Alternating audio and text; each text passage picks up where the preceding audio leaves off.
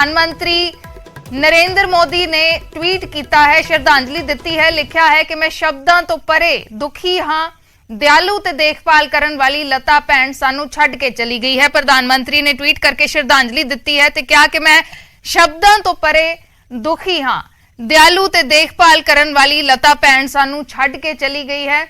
ਉਹ ਸਾਡੇ देश च एक खाली थां छड्ड के गए ने। प्रधानमंत्री लिख रहे ने, श्रद्धांजलि दे रहे ने, कह रहे ने कि एक खाली थां छड्ड के गए ने जिसनू कदे भरिया नहीं जा सकदा। लता भैन दी सुरीली आवाज़ च लोकां नू मंत्र मुग्ध करन दी बेमिसाल समर्था सी। ये प्रधानमंत्री दे वल्लों ट्वीट किया गया है ते ट्वीट करके उन्होंने श्रद्धांजलि दी है।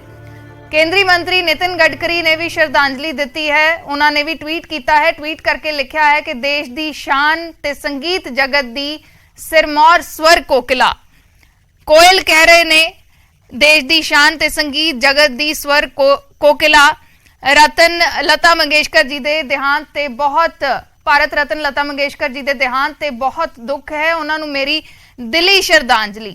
उन्होंने कहा कि उन्होंने चले जाना देश दे लई ना पूरा होने वाला घाटा है, संगीतकारां दे लई वो हमेशा एक प्रेरणा स्रोत सी। नितिन गडकरी दे वल्लों ट्वीट किया गया है, कहा कि लता दीदी एक देश भगत सी, वो हमेशा स्वतंत्र वीर सावरकर दी विचारधारा विच पक्का विश्वास रखते सन।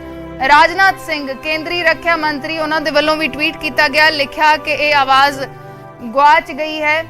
स्वर कोकिला लता मंगेशकर जी के देहांत नाल भारत की आवाज़ गुआच गई है। लता जी ने सारी उम्र स्वर ते सुरां दी तपस्या की, किन्नियां ही पीढ़ियां ने उन्होंने गाने सुने ते गाए ते कह रहे ने कि उन्होंने सभ्याचारक जगत दे लई उन्हां दा जाना एक बहुत वड्डा घाटा है। ते प्रशंसकां दे नाल संवेदना भी राजनाथ सिंह ने जताई है, कहा कि उन्हां दा देहांत देश दे कला ते सभ्याचार जगत दे लई बहुत वड्डा घाटा है। उन्हां दे परिवार ते प्रशंसकां दे नाल मेरी संवेदना है।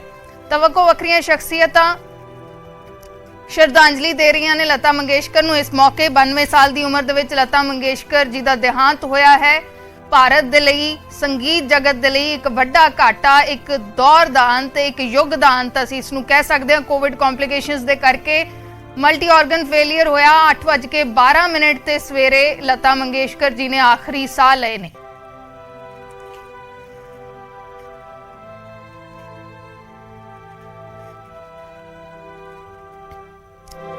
एक दौर दा अंत संगीत जगत दे लई, भारत दे लई 92 साल की उम्र दे विच, बहुत छोटी उम्र दे विच लता मंगेशकर जी ने गायकी दे सफर की शुरुआत की सी। बॉलीवुड दे विच गीतां नूं आवाज़ देनी शुरू की सी ते हुण 92 साल की उम्र दे विच उन्हां दा देहांत होया है। कोविड ने एक होर सितारे नूं अपनी चपेट दे विच लिया है। 8 जनवरी नूं उन्हां नूं हस्पताल दाखिल करवाया गया सी ते 28 दिनों के बाद मल्टी ऑर्गन फेलियर दे करके उन्हां दी मौत हो गई है। एक युग दा अंत। सवेरे 8:12 ते उन्होंने आखिरी साह लए ने मुंबई दे ब्रीच कैंडी हस्पताल दे विच। ते वक्खो वक्खरियां शख्सियतां उन्हां नूं श्रद्धांजलि दे रही ने, लोग उन्हां नूं याद कर रहे ने, भारत दे लोग भी उन्हां नूं इस मौके श्रद्धांजलि दे रहे ने। प्रधानमंत्री ने दुख जाहिर किया है। भारत दे स्वर कोकिला दे नाम नाल मशहूर लता मंगेशकर जी का जन्म 28 सितंबर 1929 नूं इंदौर च होया सी। लता मंगेशकर का मूल नाम हेमा हरितकर सी। लता जी ने 1942 दे विच फिल्म किटी हसाल दे लई पहला गाना गाया सी। 1942 दे विच उन्होंने पहला गाना गाया सी। साल 1949 च फिल्म महल दे गाने दे नाल बॉलीवुड दे विच उन्हां नूं पहचान मिली। राज कपूर दी बरसात दे गाने ने उन्हां नूं स्थापित किया म्यूजिक जगत दे विच, संगीत जगत दे विच। ते 1942 च लता जी नूं पहली मंगल गौर च अदाकारी करन दा भी मौका मिलिया सी। राज कपूर ने लता जी नूं सरस्वती दा दर्जा दिता सी ते सब तो ज्यादा गाने रिकॉर्ड करन दा भी एक रिकॉर्ड लता मंगेशकर जी दे नाम है। तां इह वड्डा घाटा असीं मन सकदे हां फिल्म जगत दे लई, संगीत जगत दे लई, देश दे लई। लता मंगेशकर जी का जाना एक ना पूरा होने वाला घाटा। बहुत ही छोटी उम्र दे विच उन्होंने गायकी का सफर शुरू किया ते एक सुरीली आवाज़ जिसनूं ਸੁਣਦੇ ਸਾਰ ਲੋਕ ਪਹਿਚਾਣ ਜਾਂਦੇ ਨੇ ਕਿ ਇਹ ਲਤਾ ਜੀ ਦਾ ਗਾਇਆ ਗਾਣਾ ਹੈ ਤੇ ਪੂਰੇ ਦੇਸ਼ ਦੇ ਵਿੱਚ ਨਹੀਂ ਸਗੋਂ ਦੁਨੀਆ ਭਰ ਦੇ ਵਿੱਚ ਜਾਣੇ ਜਾਂਦੇ ਸੀ। 92 ਸਾਲ ਦੀ ਉਮਰ ਦੇ ਵਿੱਚ ਉਹਨਾਂ ਦਾ ਦੇਹਾਂਤ ਹੋਇਆ ਹੈ। ਕਿੰਨੀਆਂ ਹੀ ਪੀੜ੍ਹੀਆਂ ਨੇ ਉਹਨਾਂ ਦੀ ਆਵਾਜ਼ ਸੁਣੀ, ਉਹਨਾਂ ਦੇ ਗਾਏ ਗੀਤ ਸੁਣੇ ਤੇ ਅੱਜ ਉਹ ਸਾਰੇ ਉਹਨਾਂ ਨੂੰ ਸ਼ਰਧਾਂਜਲੀ ਦੇ ਰਹੇ ਨੇ। ਇੱਕ ਪੂਰੇ ਅਸੀਂ ਯੁੱਗ ਦਾ ਅੰਤ ਇਸ ਨੂੰ ਕਹਿ ਸਕਦੇ ਹਾਂ, ਇੱਕ ਦੌਰ ਦਾ ਅੰਤ ਹੋਇਆ ਹੈ। ਸਿਰਫ ਸੰਗੀਤ ਜਗਤ ਦੇ ਲਈ ਨਹੀਂ, ਪੂਰੇ ਦੇਸ਼ ਦੇ ਲਈ ਇੱਕ ਨਾ ਪੂਰਾ ਹੋਣ ਵਾਲਾ ਘਾਟਾ ਇਸ ਨੂੰ ਕਿਹਾ ਜਾ ਸਕਦਾ। 28 ਦਿਨ ਹਸਪਤਾਲ ਦੇ ਵਿੱਚ ਰਹਿਣ ਤੋਂ ਮਗਰੋਂ ਲਤਾ ਮੰਗੇਸ਼ਕਰ ਜੀ ਨੇ ਸਵੇਰੇ 8:12 ਤੇ ਆਖਰੀ ਸਾਹ ਲਏ ਨੇ ਮੁੰਬਈ ਦੇ ਬ੍ਰੀਚ ਕੈਂਡੀ ਹਸਪਤਾਲ ਦੇ ਵਿੱਚ।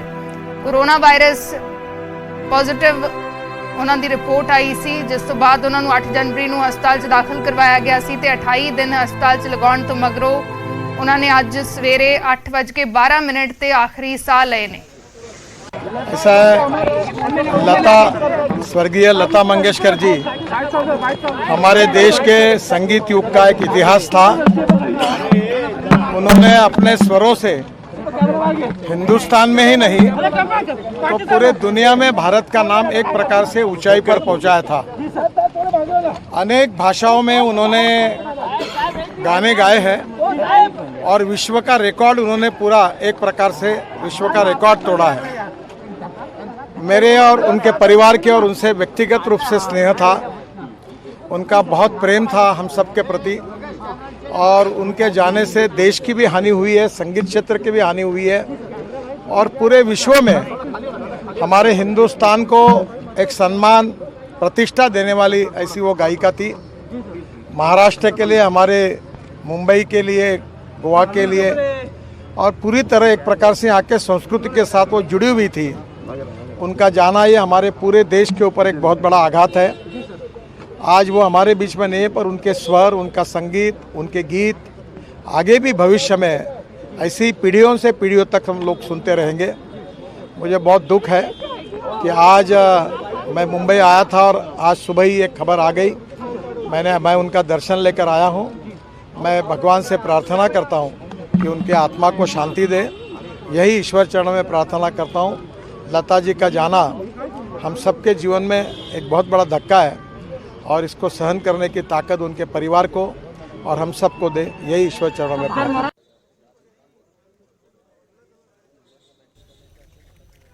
तो नितिन गडकरी दे वल्लों श्रद्धांजलि दी गई है। अज सवेरे 8:12 ते आखिरी साह लए ने लता मंगेशकर दे। सुरां दी कोयल उन्हां नूं कहा जांदा है।